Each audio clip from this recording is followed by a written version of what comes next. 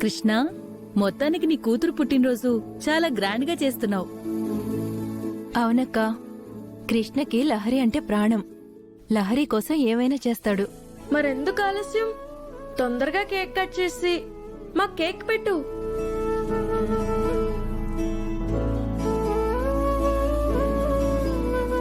ఏంటి కృష్ణ, ఎవరి కోసం చూస్తున్నావు? అందరూ వచ్చారు, కానీ సత్య రావాలి కదా. ఓహో, మాస్టారు లహరి పుట్టినరోజు చేస్తున్నట్టున్నాడే.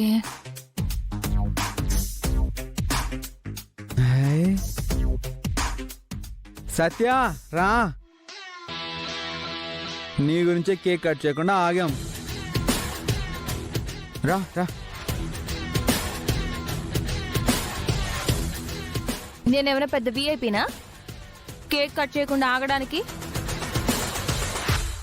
ఆయన మీ కేకు మీ కత్తి, మీరు ఎప్పుడు కట్ చేసుకుంటే అప్పుడు కట్ చేసుకోండి.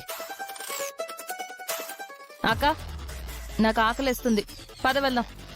అది కాదే, పాపం లహరి పుట్టినరోజని పిలిచాడు. కేక్ కట్ చేసే వరకైనా ఇక్కడే ఉందాం. ఏంటక్క, ఇక్కడుంటే ఏదో ఒక నస పెడతాడు. నాకు ఇక్కడ ఉండడం ఇష్టం లేదు, పద వెళ్దాం. ప్లీజ్ సత్య, పాప బాధపడుతుంది కదా. పాప కోసం, నా కోసం కాదు. నాకు సెంటిమెంట్స్ లేకపోయినా నువ్వు సెంటిమెంట్ తో కొడుతున్నావు. నాకు ఎమోషన్స్ లేకపోయినా పాప ఎమోషన్ తో దగ్గర అవుతుంది. కానీ ఏం చేద్దాం? సర్లే, నాకెందుకో లహరి పాపం చూస్తే జాలేస్తుంది. పాపం ఎంతైనా అమ్మ లేదు కదా. నువ్వు ఉన్నావు కదా.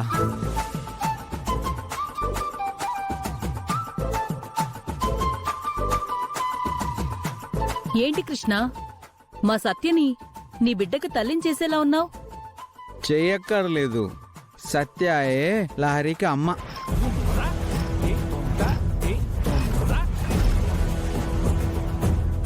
కృష్ణ, అలా మాట్లాడకూడదు. చూసావక్క, నాకు తెలుసు వీడి బుద్ధి. ఏదో రకంగా ఆ బిడ్డకి నన్ను తల్లిని చేయాలని వీడి ఆలోచన. వద్దని చెప్తున్నా కూడా పదే పదే అదే మాట అంటాడు. చూసావా? అందుకే నేను ఇక్కడ ఉండను. కృష్ణ, అసలు సత్య ఈ ఊరు దాటి బయటికెప్పుడూ వెళ్ళలేదు.